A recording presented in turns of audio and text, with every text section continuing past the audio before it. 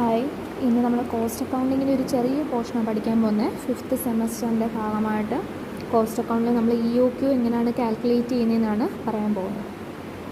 അപ്പോൾ നമ്മുടെ ക്വസ്റ്റ്യൻ എന്ന് പറയുന്നത് ഫ്രം ദി ഫോളോയിങ് ഇൻഫോർമേഷൻ, തന്നിരിക്കുന്ന ഇൻഫോർമേഷനിൽ നിന്ന് എക്കണോമിക് ഓർഡറിങ് ക്വാണ്ടിറ്റി കാണണം, number of orders placed in year, ഒരു വർഷം എത്ര ഓർഡർ നമ്മൾ പ്ലേസ് ചെയ്യുന്നുണ്ട് അല്ലെ കൊടുക്കുന്നുണ്ട്, അതുപോലെ ടൈം ഗ്യാപ്പ് ബിറ്റ്വീൻ 2 ഓർഡേഴ്സ്, 2 ഓർഡേഴ്സിനിടയിലുള്ള ടൈം ഗ്യാപ്പ്, എത്ര മാസം ഇരിക്കലാണ് ഓരോ ഓർഡർ കൊടുക്കേണ്ടത്.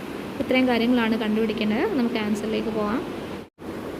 നമ്മൾ EOQ കണ്ടുപിടിക്കുന്നതിൻ്റെ ഇക്വേഷൻ എന്താണ്? EOQ is equal to √2CO/i എന്നാണ് അല്ലേ. √2CO/i. അതിനകത്ത് നമുക്ക് C കൺസംഷൻ പെർ ആനം, അതുപോലെ തന്നെ ഓർഡറിങ് കോസ്റ്റ്, I എന്ന് പറയുന്നത് എന്താണ്? Inventory carrying കോസ്റ്റാണ്.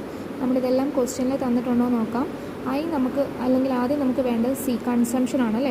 കൺസംഷൻ നമുക്ക് പെർ മന്ത് ആണ് പറഞ്ഞേക്കുന്നത്. അപ്പോൾ കൺസംഷൻ പെർ ആനം, ഒരു വർഷത്തേക്കുള്ള കൺസംഷൻ എങ്ങനെ കണ്ടുപിടിക്കും?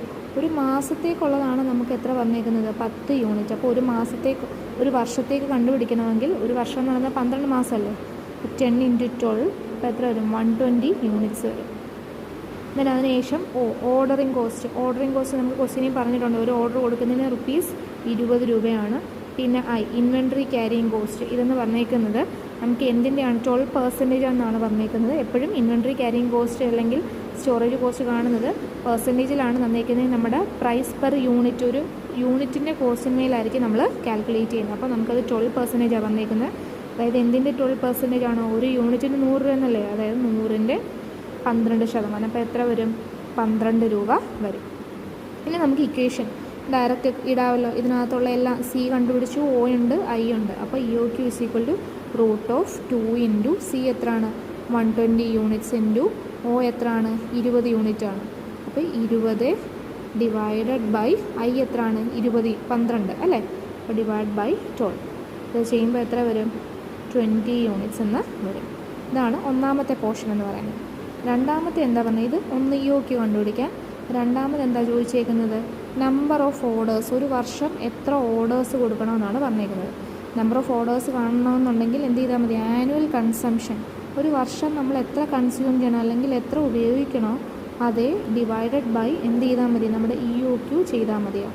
അതായത് മൊത്തം കൺസംഷൻ എത്രയാണ്? നമുക്ക് ഒരു വർഷത്തേക്ക് എത്ര യൂണിറ്റ് കൺസ്യൂം ചെയ്യുമെന്നാണ് പറഞ്ഞത്? 120 യൂണിറ്റ് കൺസ്യൂം ചെയ്യുമെന്നാണ് പറഞ്ഞത്. 120 ഡിവൈഡ് ബൈ ഒറ്റത്തവണ നമ്മൾ ഓർഡർ ചെയ്യുന്ന എത്ര? 20 യൂണിറ്റാണ്. 120/20, അതായത് 6 ഓർഡർ, 6 ഓർഡർ നമ്മളൊരു വർഷം കൊടുക്കേണ്ടി വരും. ഇനി മൂന്നാമത്തെ ക്വസ്റ്റ്യൻ എന്ന് പറയുന്നത് ടൈം ഗ്യാപ്പ് ബിറ്റ്വീൻ 2 ഓർഡേഴ്സ് ആണ്. 2 ഓർഡേഴ്സിൻ്റെ ഇടയിലുള്ള ടൈം ഗ്യാപ്പ് എത്രയാണ് കണ്ടുപിടിക്കുന്നത്? അത് കണ്ടുപിടിക്കണമെന്നുണ്ടെങ്കിൽ നമുക്കറിയാം, ഒരു വർഷം എന്ന് പറയുന്നത് 12 മാസമാണ് അല്ലേ. അപ്പോൾ ഒരു വർഷം എന്ന് പറയുന്നത് 12 മാസത്തിൽ നമ്മൾ എത്ര ഓർഡറാണ് കൊടുക്കുന്നത്? ഒരു വർഷം 6 ഓർഡറാണ്. അപ്പോൾ എത്ര മാസം ഇരിക്കലാണെന്ന് കാണണമെങ്കിൽ ഒരു വർഷം എത്ര മാസം ഉണ്ട്?